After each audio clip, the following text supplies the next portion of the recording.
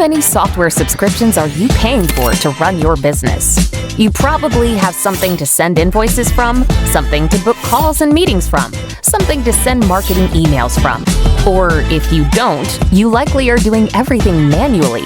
In both cases, you are wasting thousands of dollars and hundreds of hours of time. 𝗘𝘀𝗽𝗃 is the ultimate tool that you need to run your business. It does everything from marketing to payment collection to scheduling. We even have AI built in to help you work in your business faster. If you need a better way to run your business, try 𝗘𝘀𝗽𝗃.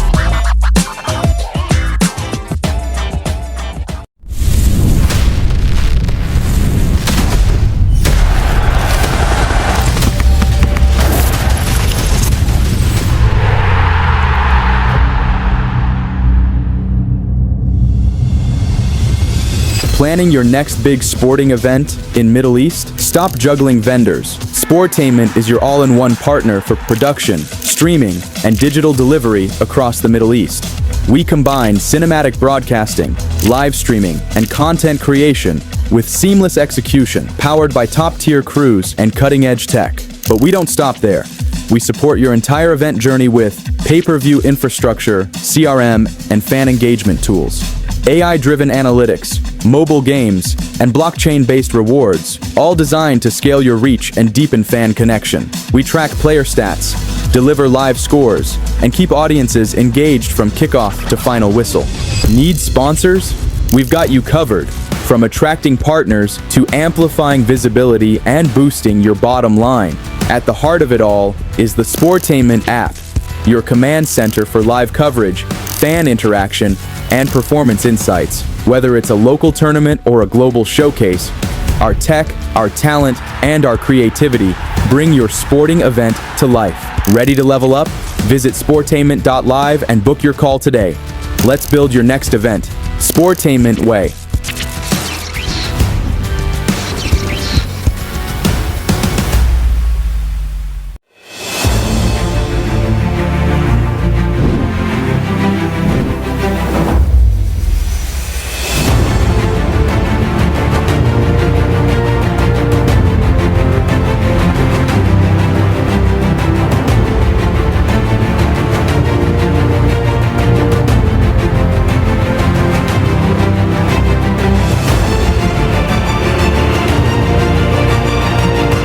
Okay, so it sounds like any queries collected, any questions will be through Discord, so please feel free to share them there. So I will, in fact, backtrack. I was going on a bit of a spiel here. So what esports games are you guys a fan of? I want you to start thinking about this.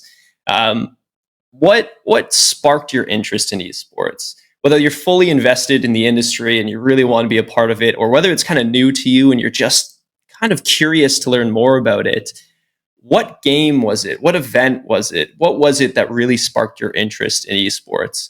And as a sort of example, for me personally, I've had a couple sort of catalyst moments that got me excited about esports. The first of which was being a young kid discovering Super Smash Brothers on Nintendo 64 and playing with all the older kids that were much taller than me, much scarier than me, yet somehow I could kick their butt in this game of Super Smash Brothers. And that was probably the most addicting feeling possible.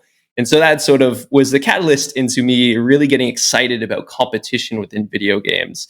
But later on, I think that really exploded into, my real passion for esports when I started seeing these huge events, the Dota International, League of Legends World. These kind of events really expanded my mind, and to think about esports as not only something I want to do as a competitive player for fun and these LAN events, but something that is on par with sports.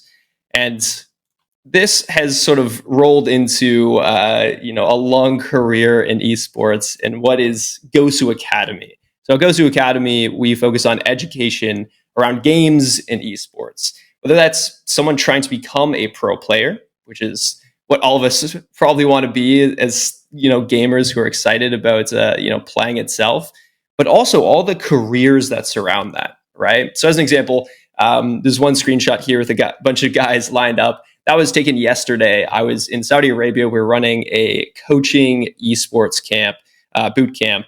essentially how to become an esports coach. And these kind of things that we do all the time for training the careers in esports, stage management, refereeing, being a player manager, coaching. There's so many opportunities, and we'll dive into a lot of those today. On the other side, we do a lot of stuff with pro players and training sort of the next level of competitive players. And so you guys may or may not recognize there's a guy in that other picture where we're giving the fists. Arslan Ash, who's also from Pakistan, who is world around Tekken player, unarguably the best Tekken player in the world, hands down. We had a really cool Tekken boot camp with him training competitive players, which was awesome. And at the very bottom here, you can see the kind of people we work with. We work with individual players. We work with collegiate esports teams, even working with some government entities who are really excited about esports, which is really cool to see them investing their time and attention into it, as well as schools and even university programs around game development and esports careers. And then a bit about me personally. So, a lot of who I am is sort of wrapped up in what is Gosu Academy now, but I've been in the esports industry on the career side for close to a decade now, a bit over 9 years. Co-founded not only Gosu Academy, but a company before called eAthlete Labs, which was really focused on player performance psychology, bringing neuroscience into esports, really nerdy stuff, but as a player, the kind of stuff you want to know about if you want to be the best. And so over time, my sort of experience, not only as a player and a fan of esports, but also on the career side, has given me a perspective that hopefully can be helpful to all of you who may be interested in esports, whether it's just your interest, you're curious to learn more, or whether you want to have a career in this industry. So I really hope that I can teach you something interesting today, maybe motivate you and put you on a new path. This is the important part, so not a worry that we missed that before. Esports is growing. It's growing extremely fast. Whether you're sort of just a fan within it or you're just hearing about it for the first time, it's amazing to see numbers down on paper. So as of 2022, the global esports audience was 500 million people, which is an insane amount of people. It's crazy. And that number has been growing ever since and will continue to grow by about 35 million every year, which is a lot of people. I am personally from the country of Canada, which has a population of close to 35 million. It's amazing to think that almost an entire country population is becoming esports fans every single year. So just consider that growth when you consider the opportunities and potential opportunities in this industry. But now, why is it growing so much? Why is it sort of on this, unstoppable path towards the top? And one way I like to think of it, which is kind of fun to think about, is the fact that we grew up in what I call the iPad kid generation. Kids are growing up with mobile phones in their hands, with small tablets in their hands. Playing games becomes very native to them from a young age. And obviously, I personally, was not sort of part of the iPad kid generation, but it's amazing to think that kids now really are. And when they grow up, esports and video games become cool. Whereas video games used to be something that you would do if you were kind of nerdy and, kind of in this niche industry. Now it's something that not only the nerds do, but the cool kids do. Everyone's part of it. Esports has finally become this sort of popular thing. And so kids today that are growing up, instead of wanting to become people like Ronaldo, or if you're familiar with Michael Jordan, instead of wanting to become these guys, they want to become Faker or TenZ. They want to become esports celebrities rather than sports celebrities, which is incredible. And so what does it look like when culture changes and games start to become sport? Well, we're seeing it already with things like $70 million prize pools at the Esports World Cup, with Qiddiya, a city in Saudi Arabia, being built, and they're planning to build an entire gaming district and esports district to a city, which is amazing. Or even the Olympics finally giving recognition to esports. Now, the esports Olympics thing is, if you've heard, some of it is sort of up and down, but it's impossible for them to ignore it. It's already been implemented in the Asian Games and had incredible viewership, and it's inevitable that it's going to become sort of on par with sports in some ways. So the big question is, esports is so big and exciting right now, but where did it all start from? And what can we learn from sort of the trajectory that it has taken? Well, if we rewind the clock as far back as we can to sort of the initial moments where esports began, it really started around 1972. In a video game sort of event, the first video game event called Intergalactic Space Wars Olympics, which was essentially held in a lab in Stanford while video games were very much a new thing. Now, when we consider esports today, we think of these big stages and big LAN events with lots of people gathering, but really this photo here is kind of the initial start of what we now know. And in some ways, it makes us kind of think that, wow, esports is kind of old. But also, it's not that old at the same time. 50 years in the context of a sport might not be that long. And so let's go through the path of how quickly this has developed over just 50 years. In the 1980s, esports kind of took the form of arcades, where high score culture was the biggest thing. You'd be playing Donkey Kong and Pac-Man and Street Fighter.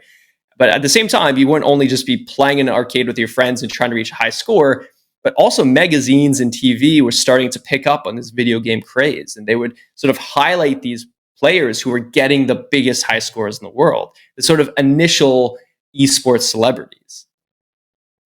And then in the 1990s, it started to take a form a bit more familiar with us.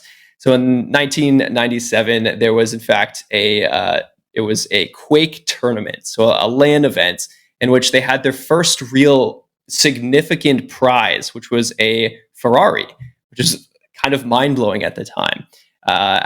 When they held that event, it was Dennis Fong who won.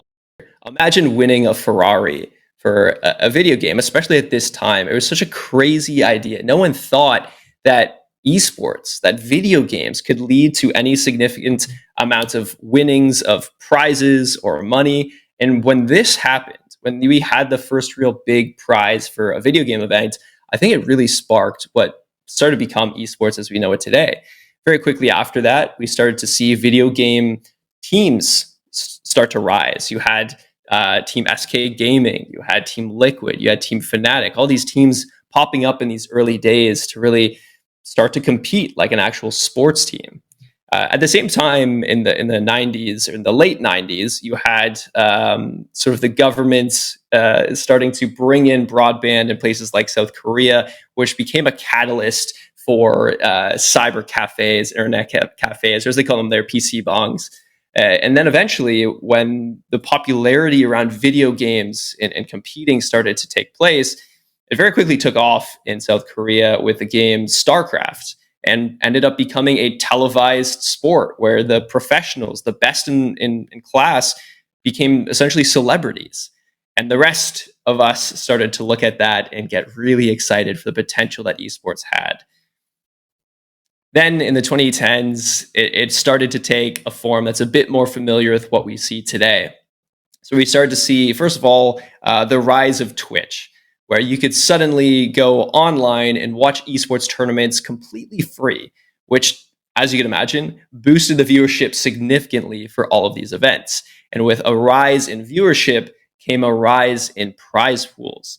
The Dota sort of world championship was the first to really spark attention around this, when they first had $1 million prize pool, and then a $2 million prize pool, a $10 million prize pool, and just kept climbing year after year after year to these crazy heights. And so at this point in the 2010s, everyone's imagination had already expanded to see what esports really could become. And then we look at what it is today. Today, in places like China, becoming an esports athlete is recognized as a legitimate career.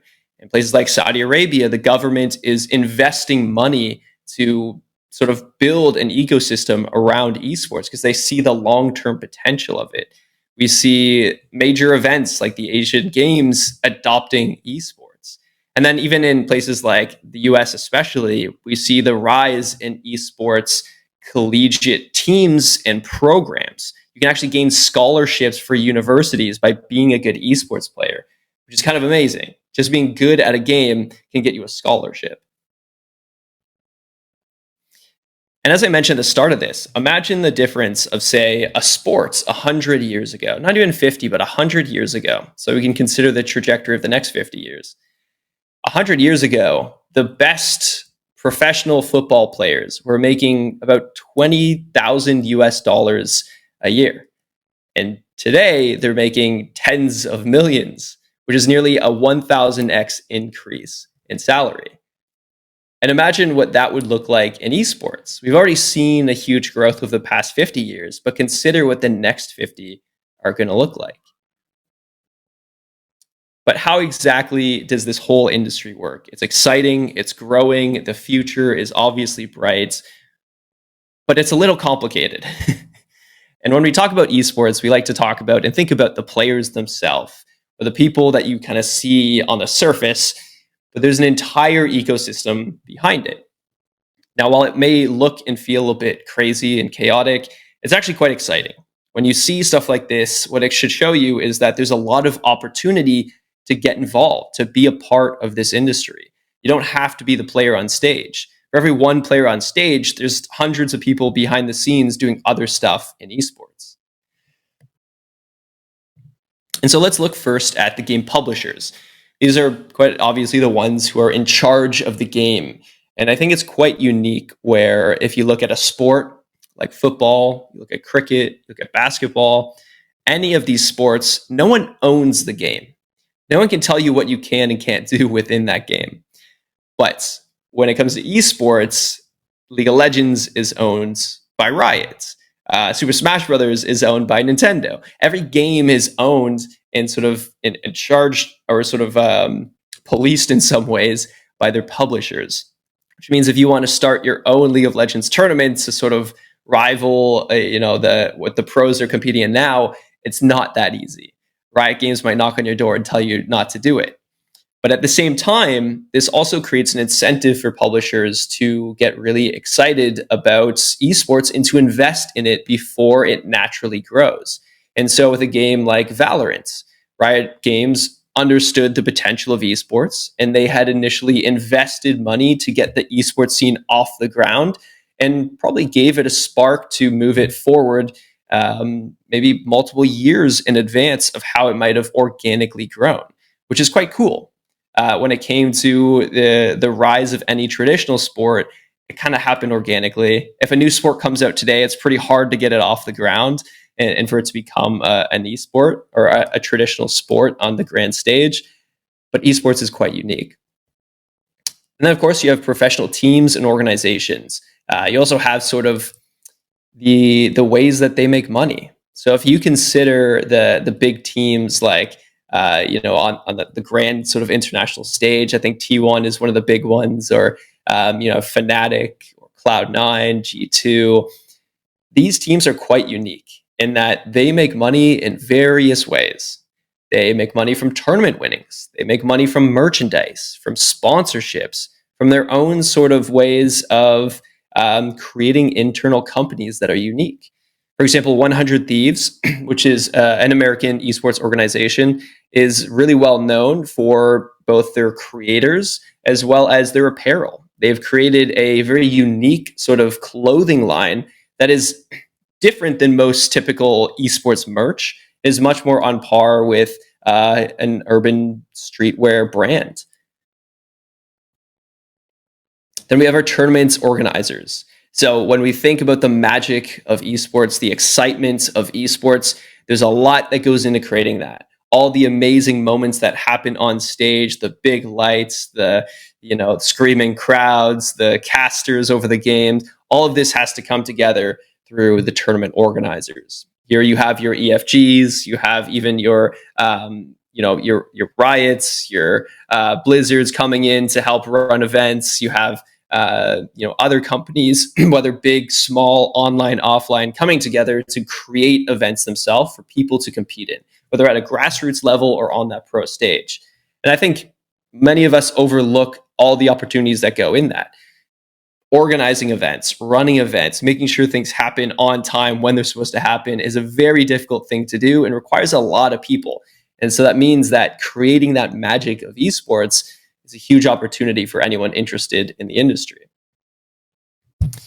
And of course, you have your streaming and media platforms. You have things like Twitch, you have things like YouTube, but you also have sort of the bigger players in the game that are investing in trying to make esports broadcasting a bit more, how I say, to monetize it a bit better. So you had, say, MLG come in and try to do a monetized version of esports broadcasting. And I'm sure it won't be the last. We'll see many others try to do similar things. But what is really exciting about streaming and media platforms is that it is what has enabled esports to grow so quickly as it is today. Of course, we also have the technology itself. If you want to have a really cool setup like this, you want to be a streamer, you want to have a cool PC, you want to have the nice new graphics card from, say, NVIDIA, all of the hardware and technology behind esports comes from the creators of that hardware. And so there's lots of opportunities, and obviously you'll see a lot of these names plastered all over tournaments and being sponsored or being sponsors of, say, teams themselves, because they are the tool that runs the game. And then we have the fans and communities. I like to think of the fans and communities as sort of not only the platforms that run them, like, say, your Discord, or even places like Twitch can be considered the platform for communities. But I also like to think of this as the creators of communities.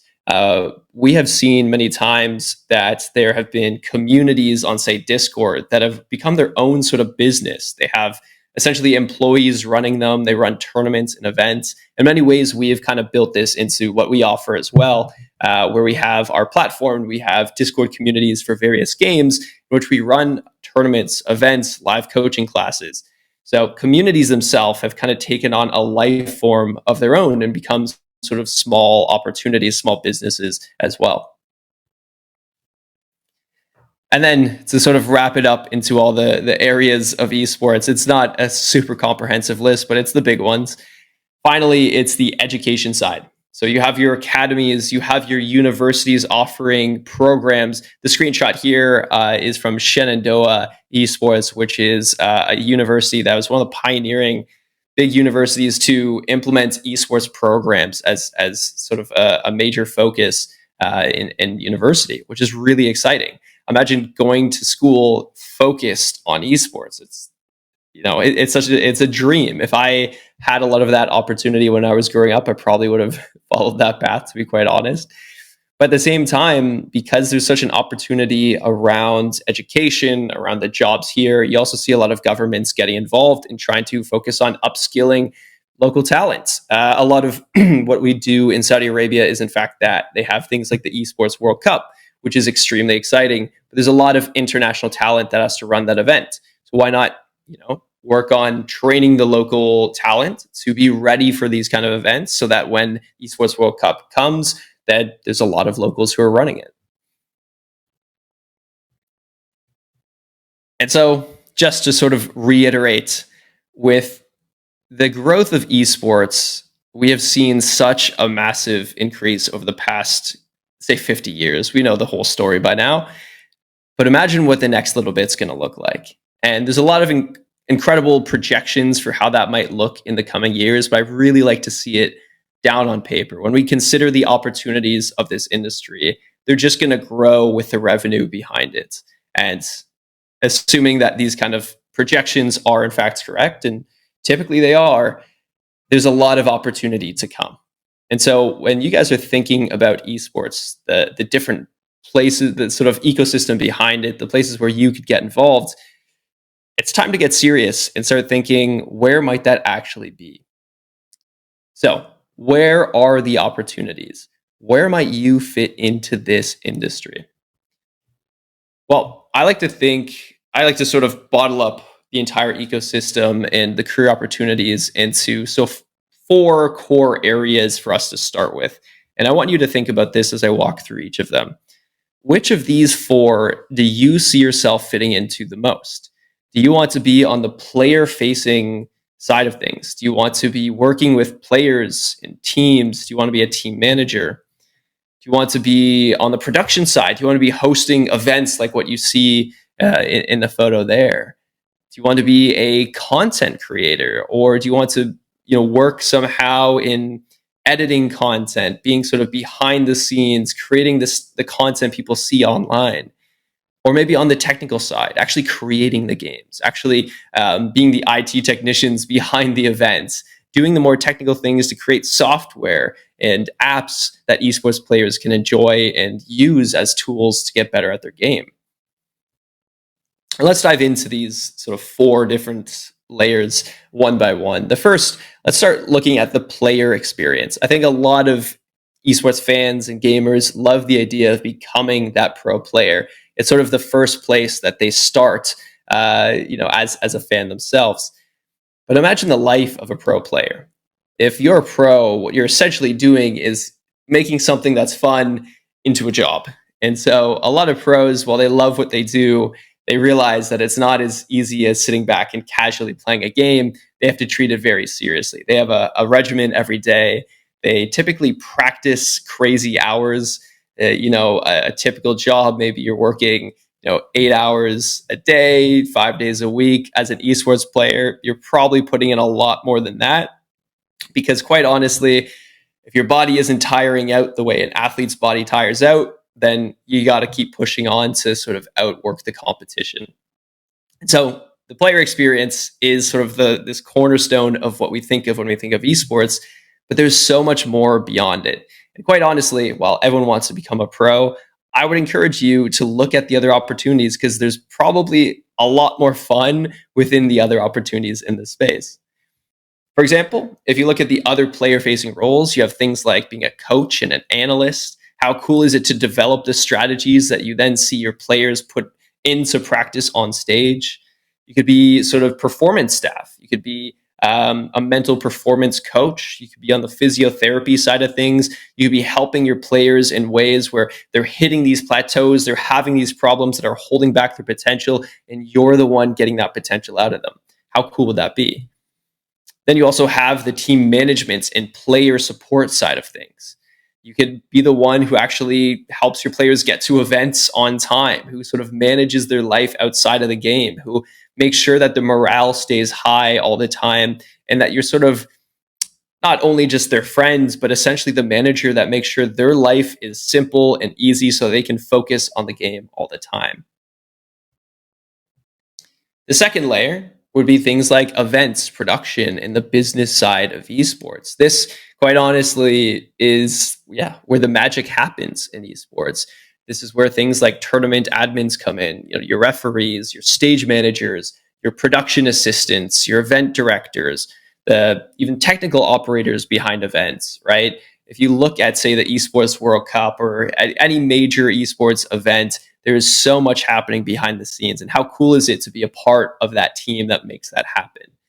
At the same time, you have the broadcast and media, right? So you have your in-game observers, you have your broadcast producers, you have your replay operators, even the people in front of the camera, like your shoutcasters, everything from behind to in front to making sure that broadcast looks seamless and incredible. When we typically watch an esports event online, it just looks great. It looks amazing. We don't realize how much is going on behind the scenes to make that come out the way it does. But how cool is it if you're the one making that happen?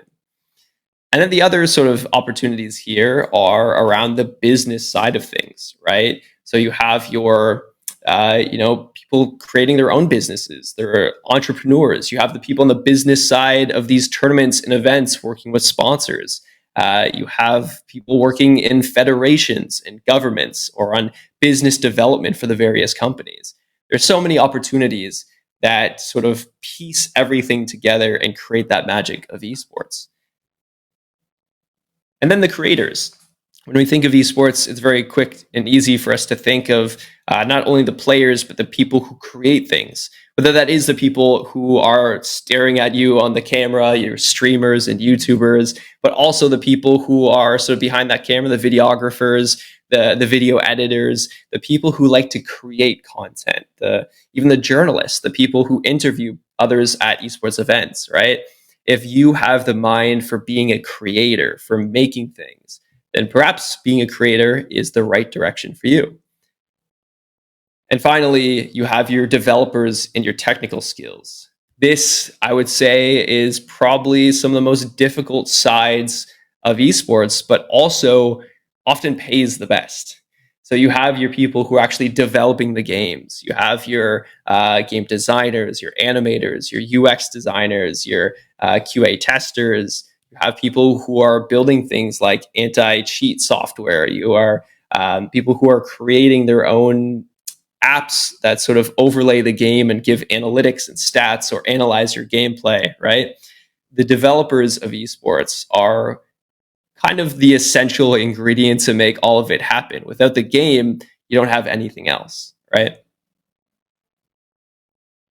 And so I'll ask this, and I'll give a short little pause here for you to think about it. If you right now had to pick a path, you are going to become part of esports today, which of these 4 paths excite you the most?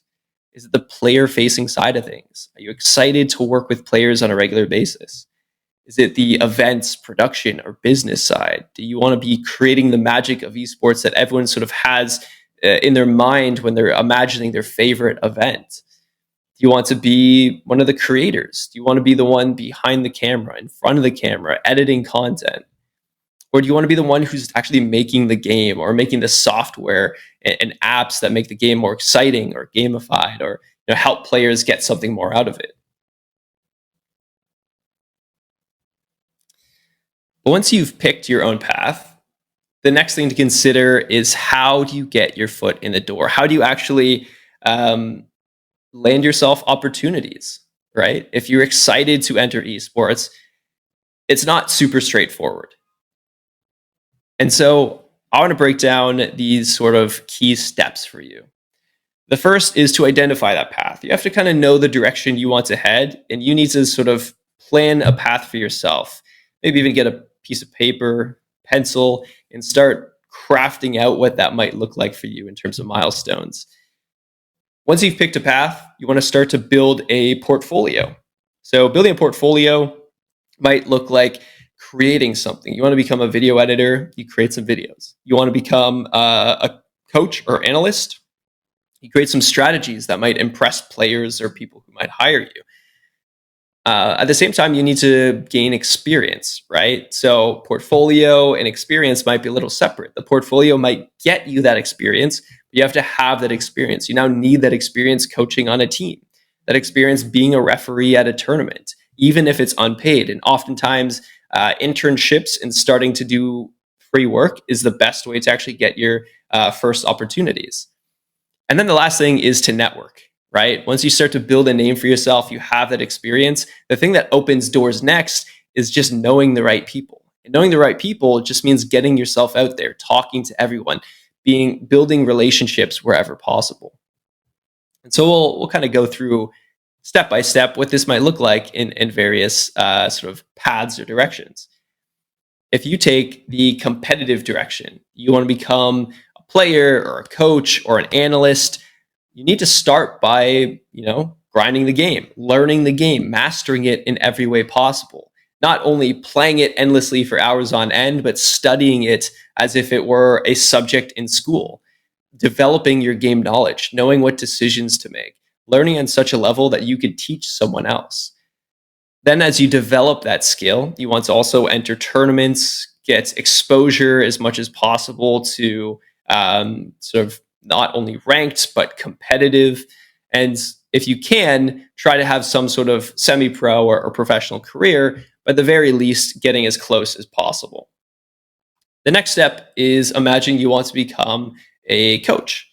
When you want to become a coach, you might want to start by learning what coaching actually is, developing your own sort of strategies, getting good at VOD reviewing yourself, and then slowly starting to apply this to others, developing sort of clips from coaching sessions that maybe you start giving for free to others, but clips that you can use as sort of a portfolio to show that, hey, I know how to coach. And you might use that portfolio to attract individual students, or maybe to sort of use to show a team.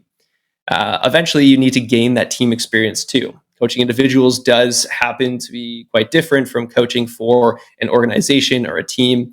Even in individual sports, like say fighting games, once you have team experience that you could put on a resume, say an assistant coach for Team Falcons, it looks pretty good.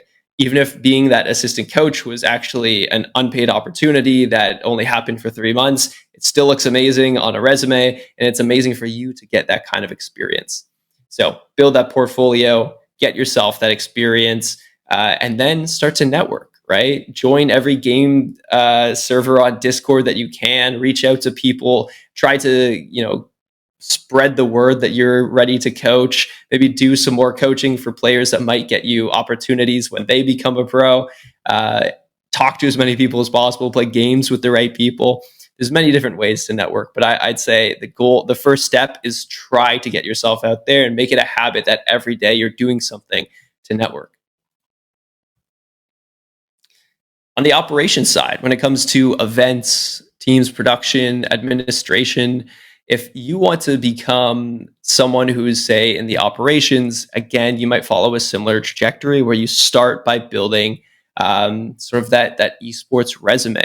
You might volunteer as staff for a local tournament at a local school or esports club at a university. You might go to them and say, pitch a new idea of creating a tournament that they didn't have in mind. You might go to a Discord community that has a couple thousand Valorant players and say, hey, I know you guys don't run esports events here and it's a lot of work, but let me do one for you completely free just so I can build experience, right? There's many ways where you can build that sort of resume of experience. Not only does it look good to others when you're, say, applying for a paid career or paid job, but also it gives you the experience that you genuinely need to do well when you do get those opportunities.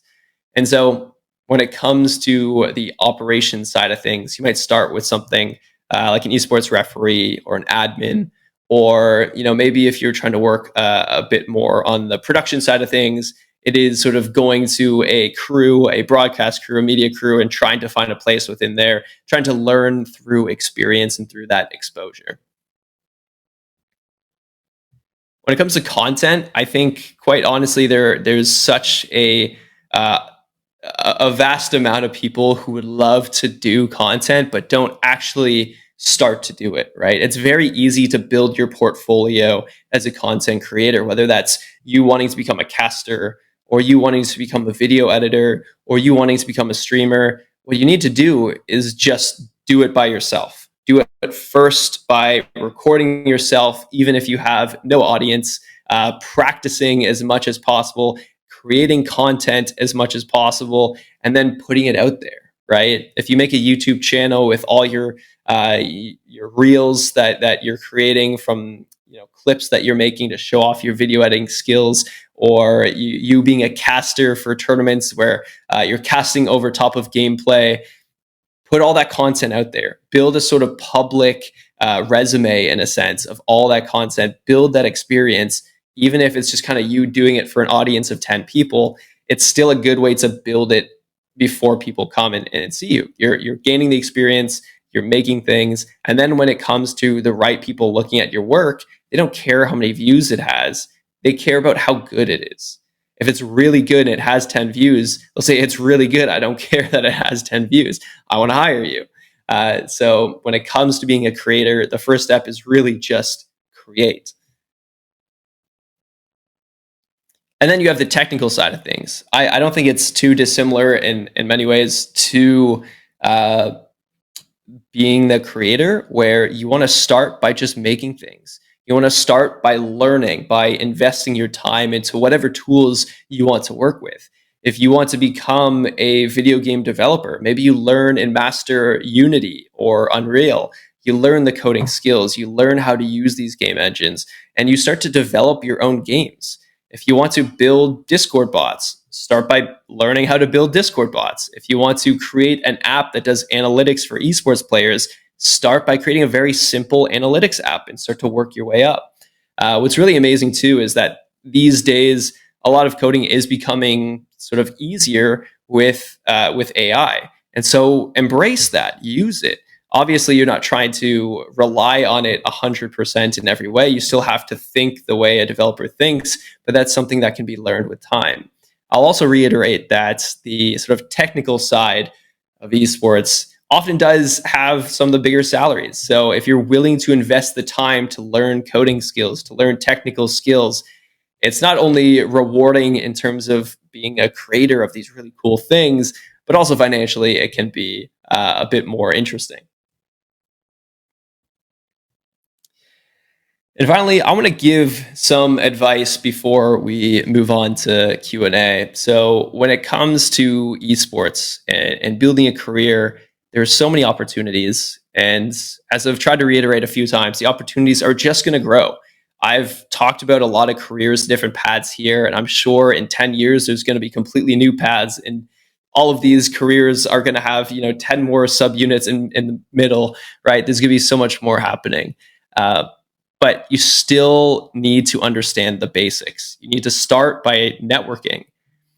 You need to constantly focus on building relationships with people. When you land opportunities, show your value, show that you're easy to work with. You want to keep networking outside of that too. If you're a gamer and you just want to play with people, cool. Try to find servers where there's other people who are trying to gain opportunities in esports as well. Befriend the people who are looking for similar opportunities as you, because maybe when they join a team, they get hired, they recommend you.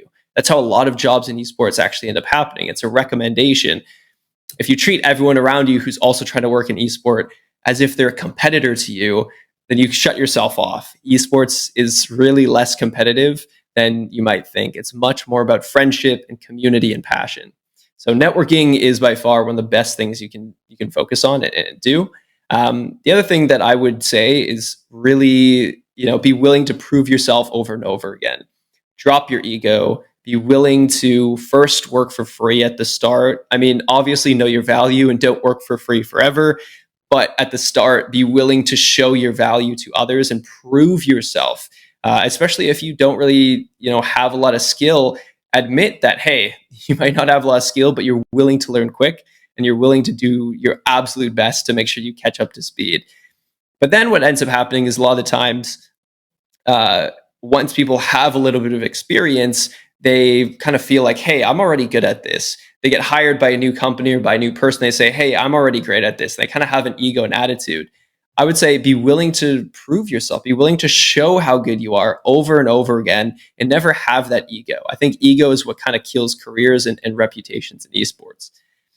The other thing is just to be easy to work with. As an example, I had the opportunity to talk to the head of user experience or UX design for the game of Valorant, which is a really big position and a really good company, Riot Games.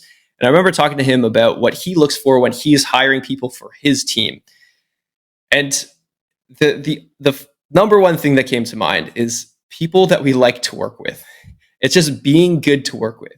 If you don't fit well within teams, if you aren't just enjoyable to be around in a sense, it doesn't really matter how good you are at your craft.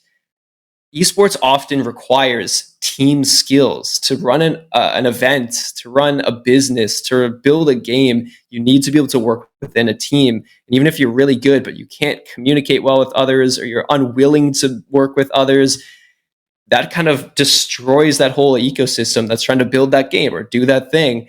And that one bad person can be a big issue.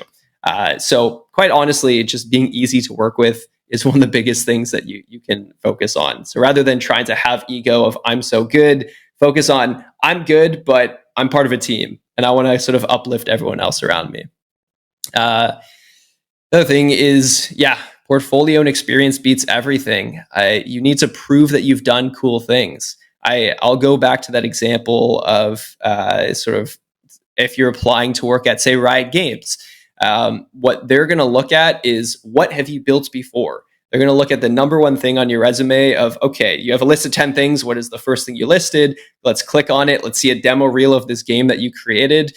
Is it really cool? Is it something, does it demonstrate your skill enough that we'd want to hire you? If yes, you're making it to the interview, right? And this goes far outside of game development. The rest of esports, if they can look at your resume and one of the first things they see is you've done this one cool thing, you've built this one cool thing, even if you didn't get paid for building it, you didn't get paid for being a part of this event, but you've done something cool, that is going to go farther than absolutely anything else. And the last thing is just bring your passion to work. I mean, it's very easy for people to get jaded and start to think of this as just a job. I just got to get it done. But man, if you're the type who really enjoys esports and you show up to work every day excited to be a part of the industry, it's going to show. People are going to want to work with you. Everything else is going to become a lot easier. And you're going to find yourself hanging out with like-minded people who are equally as passionate, and you're going to just do better things in esports. So embrace the passion and bring it to work, and don't be afraid to show that you're passionate about this industry, you're excited about it, and you want to be someone who creates really great experiences. And so that is the last of that, and I will be answering a few questions here, but feel free to give that a scan to find some more links.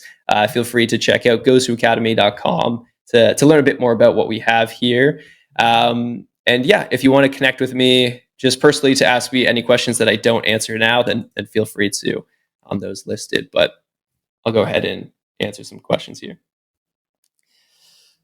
How can someone from a region where esports is still emerging, like Pakistan, break into the global scene? That's a really great question. I would say a lot of what I mentioned still applies. If you can build experience, whether that is in, say, local events or the events that do exist, just to show that you have some experience, it goes a long way. And then you can start to apply online for things, right? So as an example, if you want to become an esports referee or admin, there's so many online esports events. And you could say, reach out to the internship program at EFG to kind of show them your esports resume and say, hey, I'm willing to do, free internship to get some experience. And once you have that experience, they don't necessarily care where in the world you're from. It's more about what skills you have. And sometimes it is about communication. So I would say, obviously speaking English is kind of an international language that works very well everywhere. So if you speak English, you have some experience, they might give you that opportunity to, say, have a small internship for online opportunities. You can build on that then to do offline opportunities and so on. Just start to kind of climb that ladder. What are the common mistakes people make when trying to enter the esports industry? I think there's a lot. I'm immediately thinking about sort of why I made that list of advice. And I think a lot of people do the opposite. And that's why I try to reiterate it here. I think a big mistake is having, say, a lone wolf mindset. Sort of, I'm just going to be so good at what I do and really focus on myself. And when I'm so good, I have to get hired by someone and everyone's going to love me. As it turns out, if you have this lone wolf mindset, you're not good in a team. You're really good at what you do, but you're not good in a team. No one's going to hire you. You need to be able to be sort of like a team player. Also, even just getting the opportunities in the first place, oftentimes networking and knowing someone who's also been hired by that company is sort of a huge bonus. So I think the first thing that comes to mind is just don't be that sort of lone wolf mindset. Focus on getting good at your skill, but doing it while surrounded by others and doing it while being part of teams. The other thing would be that a lot of people do sort of expect that if they want to get into esports, they have to immediately get paid a decent salary. And quite honestly, I think most people who do succeed in esports start by working for free. And so that's why I've reiterated it a few times here. Again, if you've done like 2 or 3 events for free, it's like maybe it's time to get paid. And by then it should be a lot easier to do so. But when you're still learning and gaining experience, be willing to do stuff as sort of like an internship. How important is networking compared to technical skills in esports? So I think I kind of just mentioned that, where you need to find the balance. Like, again, if someone opens your resume or they Google you and they find you on social media and they immediately see this really cool reel of all the amazing stuff that you've been a part of, that's really cool. Like, that's probably what's going to get you the interview. But also, for them to pay attention to you in the first place, maybe you have to know someone who works there. So you really have to find that balance. You need to get good at the technical skills, but you also need to be willing to, put yourself out there. As an example, I've seen I was just in Riyadh yesterday, so it's fresh in my mind. But in Riyadh, the people who are getting all of the esports opportunities are the people who just go to all the events. So if you're a Street Fighter player, sign up for all the Street Fighter events happening around you. Go to everything possible. Talk to people there. You're not necessarily talking to them in a way like, hey, do you have a job opportunity? It's more just, hey, let's chat. Let's be friends. We both love esports. And then eventually when it comes up naturally and you start talking about, career opportunities, they say, oh, I know someone who actually ran that event. You're like, okay, great. Like, I'll talk to them and I'll see if I can help out to the next one. But get yourself out there. Go to every event possible. Talk to as many people as possible. And I'll also say that I think esports attracts a lot of sort of introverts. And I would identify as sort of somewhere in between. I feel like most of the time I'd be sort of introvert as well. But you really kind of have to push past that sometimes. Go to those events, kind of, suck it up for a little bit and just start talking to people. The more you do it, the easier it gets. But yeah, you really got to get yourself out there as much as possible. How do you see sponsorship trends evolving for smaller teams and creators? I think this one's quite interesting, actually, because I've seen a lot of this develop in, especially around collegiate esports. So imagine, a small college in, a smaller city in, say America. They build an esports team and they want sponsors. Who's going to sponsor them? They're not going to get NVIDIA to come in and be a sponsor. They're not going to get, any of the big names. What often happens is they start to pitch to, say, local restaurants or, people in their community who are willing to sponsor. And so I've been seeing a big rise in sort of smaller sponsorships for smaller teams just by going out there, being willing to essentially knock on doors and sit down with people and say, hey, this is esports. Let me show you the numbers. Let me show you the viewership we can get you. It may not be millions of views, but here's the reality of it. What is that worth to you? And then, realistically, if they're willing to give you a small budget for that and they say, hey, like I can't give you a huge amount, but I think that's worth something, that's where you start to build small sponsorships. And then maybe you get 5 or 6 of those and it adds up to enough to pay for players' salaries. It's pretty awesome. So yeah, I definitely see a lot of that evolving. I also see it's becoming easier to pitch sponsorships over time, especially to smaller sponsors, because they're starting to see that, hey, this esports thing is a legitimate thing. And you can start to point to all the, it's been in the Asian Games. It's, there's $70 million prize pools. The numbers are growing so quickly. So it helps that it's a cool industry to be a part of. Do you think mobile esports will eventually surpass PC console esports globally? I think it depends what you mean by surpass. I don't know the numbers off by heart, but I feel like it's probably not that far away in terms of viewership. Like right now, mobile esports is huge. It's just not huge in every part of the world. Every part of the world kind of has their own sort of niche games that are really big. But if you say, look at China, which has a massive population, and you look at a game like Honor of Kings, it's very comparable to every other sort of tier 1 esport that you might think of. And so, yeah, when it comes to viewership and pure viewership, I think it's pretty close already. And I think it's quite inevitable in terms of viewership and pure popularity. But there'll always be a space for all of these things, especially for, say, like PC and mobile. Console might slowly get absorbed into PC at some point, but the games themselves will still be potentially played with controller and just through a PC. Mobile is just, it's impossible to ignore mobile. It's just so accessible. And especially with kids growing up with sort of, phones in hands, I mean, it's hard to ignore.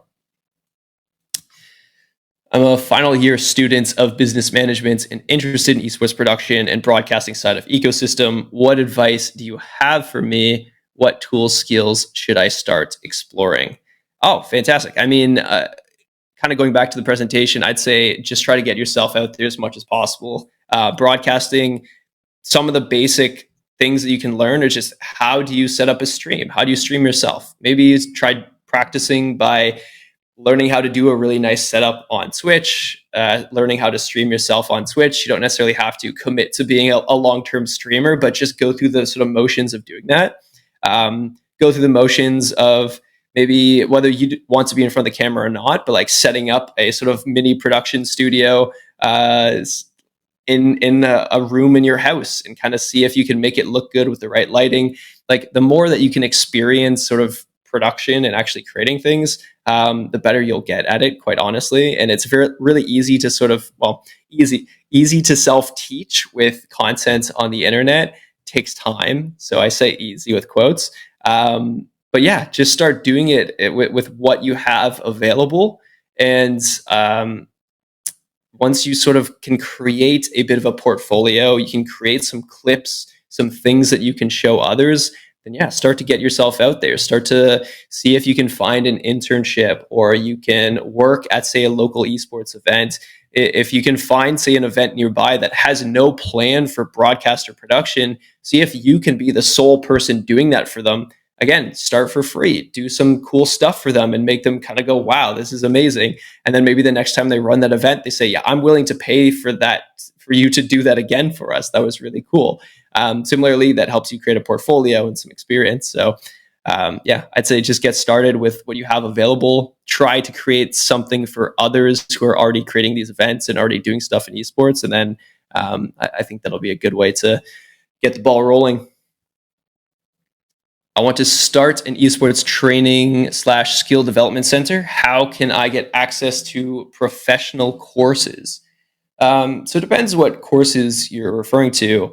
If you mean courses on learning game knowledge, on learning skills within the game so that you want to, I guess, be a coach in a sense. I'm kind of making a guess here that you want to go sort of the coaching side of things. First, you have to really master the game itself, right? In order to be willing to, or others to be willing to learn from you, you need to actually get really good at the game. Assuming you are really good at the game, then you need to figure out the coaching skill itself, right? Being good at the game and being good as a coach are actually quite separate skills. I would argue that most of the best esports players in the world would actually suck at coaching because they haven't practiced that skill yet. They have the potential to learn it, but it's not sort of the thing that they're developing. And so you need to actually practice leadership skills, communication, feedback, breaking down VODs for people. To develop those skills, you can quite honestly reach out to people in Discord communities and say, hey, I would love to coach you. So when, in the morning, you're reading a book on how to be an effective coach and give effective feedback. And in the afternoon, you're actually sitting down and doing a 2-hour VOD review session with that player. So I think developing the coaching skill kind of comes through that. When it comes to, say, developing that center, like creating a sort of business out of it, the other thing that you'd want to do is you want to find others who are sort of like-minded, who want to be a part of coaching, and see if you can partner up with them to actually create that center. Again, you might need to start working with players sort of at a massive discount or initially free just to kind of build that experience. But yeah, I think that would be good way to start. Is esports a stable career, or is it risky compared to traditional jobs? How can my child balance academics with esports training without compromising education? So yeah, I think both of these are really good questions. So I'll kind of tackle them in reverse. How can my child balance academics with esports training without compromising education? I think that's really great. I would say that if you treat esports quite honestly like a sport in many ways, you treat it seriously, you have a training regimen, you learn communication skills within it. If you treat it well, you treat it seriously, and you want to develop your skill within it to become a better esports athlete, it is going to make you better at other things in your life. You're going to develop discipline, you're going to develop team skills, you're going to develop communication, leadership, you're going to get better at decision making. There's so many skills you can learn that will immediately actually benefit education. The proper thing that is needed there is the word that you use, which is balance, right? So it's about having a sort of schedule. So if you say have a time limit per day of how long you can play the game, but within that time limit, you are treating it seriously, you have sort of a regimented practice like an athlete would, I think that is by far the best way that you can have that synergy and you can get the most out of it. The sort of second question there is the stability of the career. I think the thing about esports is it's not 100% stable, as in you're going to work for one company, you're going to get a job when you're, say, 25, and you're going to work for that company forever. I think that's very unlikely in esport.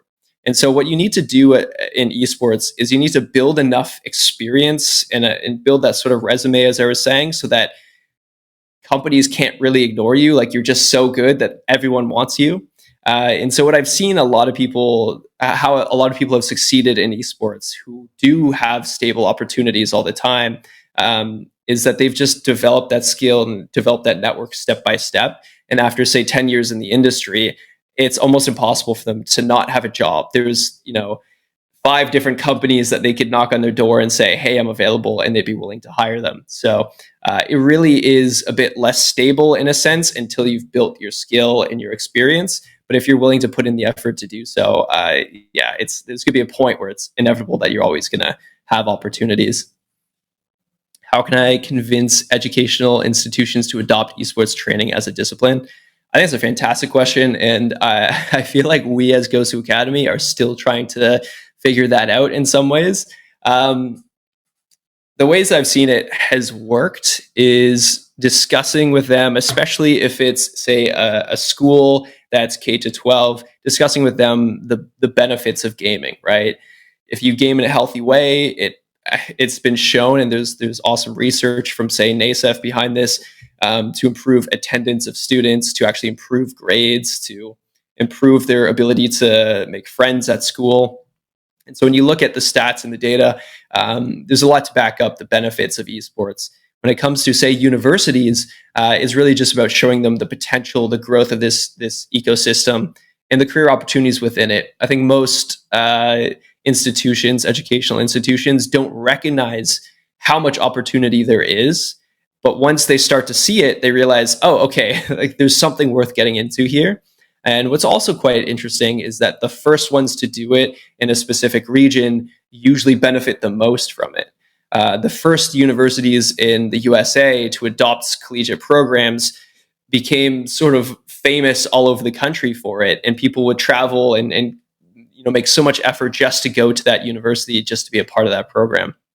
And so I think there's so much opportunity in the rest of the world for institutions to adopt that and to sort of get on board. And the first ones that do are going to see the biggest benefits.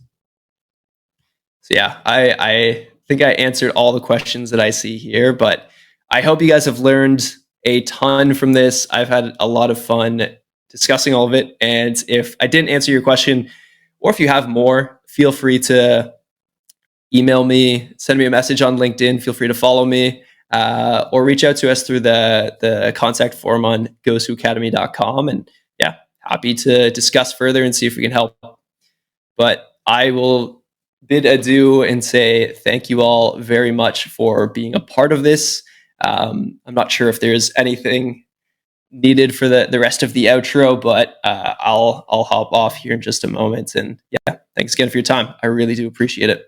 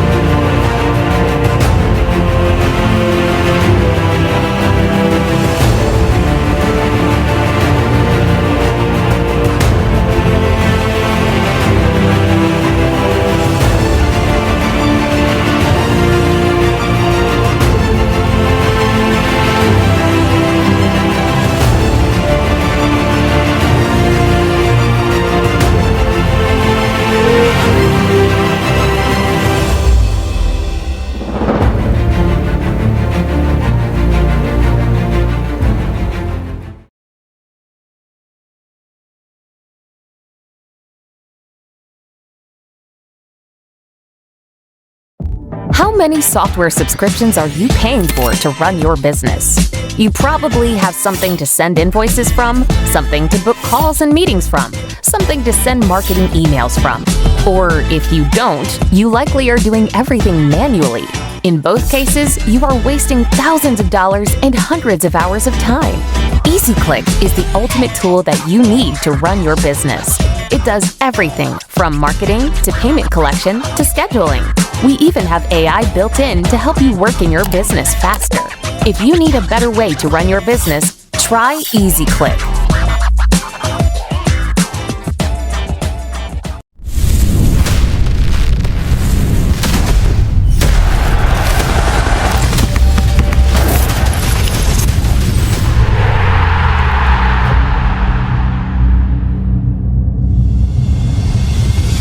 Planning your next big sporting event in Middle East? Stop juggling vendors. Esportainment is your all-in-one partner for production, streaming, and digital delivery across the Middle East.